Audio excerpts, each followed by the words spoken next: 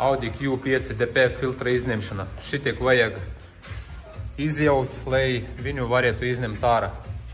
Sistēma izņemt ārā. Tas jau padarīts, katalizatoris atstāts. Vat šādi izskatās bundulis pēc mūsu darba. Šūvēs, metinājumi, svārkas nevar vispār redzēt. Perfekti noslipēts. Tulītās viņš ņemsies, liksies iekšā atpakaļ. Blīvītas liksies EGR varstam. Viņam programmēšana. Tagad fails ir atsūtīts, tulītās pārprogrammēsim, uzliksim pirmo stage DPF un EGR off.